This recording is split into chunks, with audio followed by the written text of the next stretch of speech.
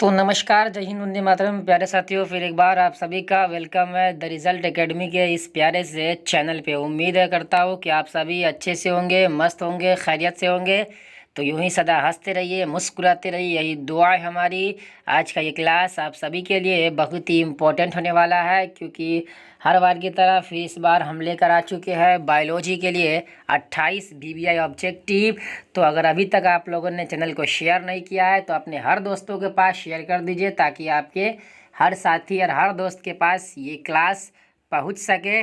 चलिए बिना शुरू करते हैं आज के इस क्लास को, बिना अपना समय गंवाते हुए। और जिस क्वेश्चन का आंसर आपको पता होगा कमेंट बॉक्स में लिखते चलिएगा साथी, ताकि आपको मालूम चल सके कि आपकी तैयारी वाकई में कितनी है। अगर अभी तक आपकी तैयारी नहीं हुई है तो घबराने की बिल्कुल बात नहीं है। द रिजल्ट एकेडमी से बने रहिए, क्योंकि द रिजल्ट एकेडमी आपकी पूरी तैयारी लेकर आ रहा है बहुत जल्द। तो चलिए शुरू करते हैं आज के इस क्लास को बिना समय गंवाए अपना पहला नंबर क्वेश्चन के साथ। पहला नंबर क्वेश्चन कहा गया है, इनमें से किसकी पत्तियों से नए पौधे निकलते हैं? New plants develop from leaves इन। तो किस पत्तियों के पौधे से नए पौधे निकलते हैं? तो यहाँ पर आप सभी का राइट आंसर हो जाएगा कि किस पौधे की पत्ती से निकलता है, तो वो होता है ब्रायोफिल्मस, यानी कि राइट आंसर हो जाएगा ऑप्शन नंबर बी। यहाँ पर अगले नंबर क्वेश्चन की ओर बढ़ेंगे साथियों।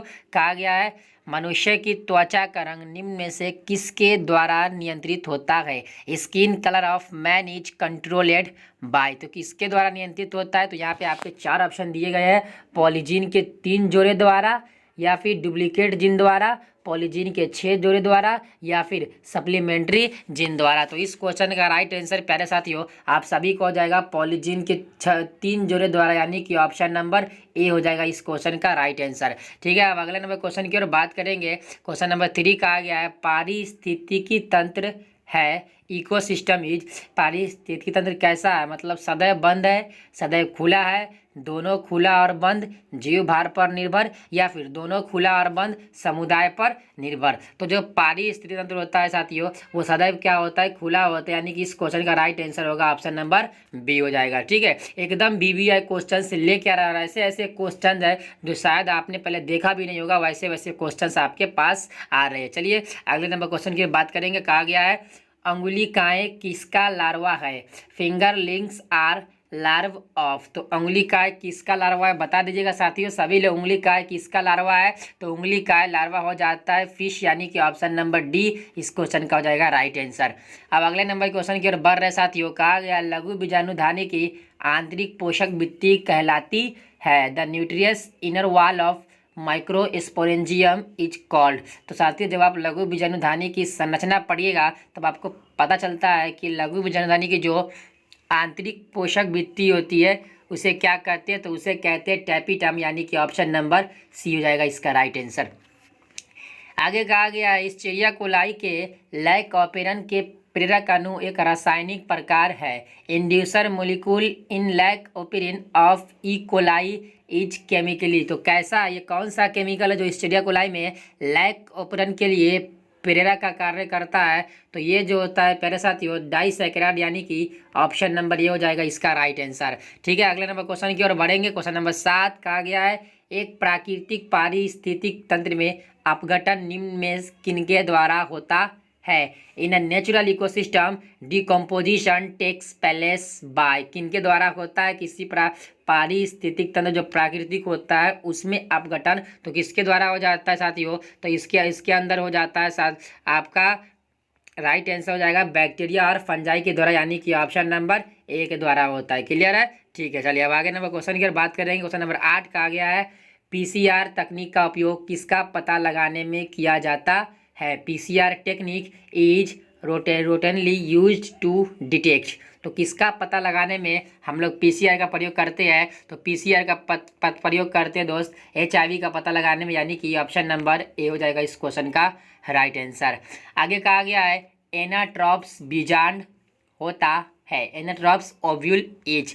तो जब आप एनाट्रॉप्स बीजांड के बारे में पढ़िएगा तब आपको मालूम चलता है कि एनाट्रॉप्स बीजांड जो होता है उल्टा होता है, यानी कि इसका राइट आंसर हो जाएगा ऑप्शन नंबर बी साथियों। ठीक है, अगला नंबर क्वेश्चन बात करते हैं। बी एवं ओ ब्लड ग्रुप वाले माता पिता के बच्चों का संभावित ब्लड ग्रुप है? Possible blood group in children from the parent with B and O blood group are. साथियों कहा गया है कि अगर कोई माता पिता है जिनका ब्लड ग्रुप बी और ओ है तो उनका जो बच्चा होगा उसके अंदर कौन सा ब्लड ग्रुप होने की संभावना है, तो उनके अंदर जो ब्लड ग्रुप होने की संभावना है वो बी भी हो सकती है और ओ भी हो सकती है, यानी कि इस क्वेश्चन का राइट आंसर होगा ऑप्शन नंबर सी हो जाएगा। ठीक है, चलिए अब आगे की ओर बढ़ेंगे। कहता है ऊर्जा की वह मात्रा जो एक पोषी स्तर से अगले पोषी स्तर तक प्रवाहित होती है।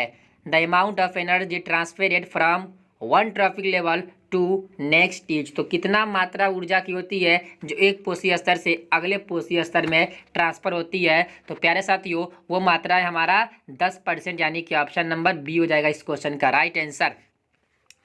कहता है बायोगैस में रहता है, बायोगैस कंटेन्स, तो बायोगैस के अंदर क्या रहता है, तो बायोगैस में CO2, H2S, CH4 या फिर इनमें सभी। तो आपको बता दें कि बायोगैस के अंदर ये सभी पाया जाता है, यानी कि इस क्वेश्चन का राइट आंसर होगा ऑप्शन नंबर डी हो जाता है साथियों। अब अगला कहा गया है पराग कण का बाह्य चोल बना होता है। Exine of pollen grain is made up of. तो पराग कण का बाह्य चोल किसका बना होता है, तो पराग कण का बाह्य चोल बना होता है स्पोरोसेल्यूलोज का, यानी कि इसका राइट आंसर ऑप्शन नंबर हो जाएगा सी हो जाएगा। ठीक है साथियों, अब अगला कहा गया है ई कोलाई के लैक ऑपरेंट में संरचनात्मक जीन की संख्या होती है। तो इस चिड़िया कोलाई के लैक ऑपरेंट में कितने संरचनात्मक जीन पाए जाते हैं, तो 3 होता है, यानी कि ऑप्शन नंबर बी हो जाएगा राइट आंसर। अगला कहा गया है आहार श्रृंखला में 10% ऊर्जा स्थानांतरण का नियम किसने दिया, तो the 10% law for energy transfer in a food chain is given by. तो आहार श्रृंखला में 10% ऊर्जा का नियम किसने दिया था, प्यारे साथियों ये नियम दिया है लिंडनमान ने, यानी कि ऑप्शन नंबर बी होगा इस क्वेश्चन का राइट आंसर। अब आगे कहता है इनमें कौन कार्बनिक खेती में उपयोग नहीं किया जाता है, which one of the following is not used in organic farming. तो बताइएगा साथियों कि कार्बनिक खेती के अंदर किसका उपयोग नहीं कर सकते हैं, तो कार्बनिक खेती के अंदर आप साथियों घोंघा का प्रयोग नहीं कर सकते, यानी कि राइट आंसर होगा ऑप्शन नंबर ए। अब आगे की ओर सर्टोली कोशिका कहाँ पाए जाते हैं, Sertoli cells are found in. तो सर्टोली कोशिका कहाँ पाया जाता है, तो प्यारे साथियों सर्टोली कोशिका पाई जाती है शुक्राणुजनक नलिका में, यानी कि ऑप्शन नंबर बी हो जाएगा इस क्वेश्चन का राइट आंसर।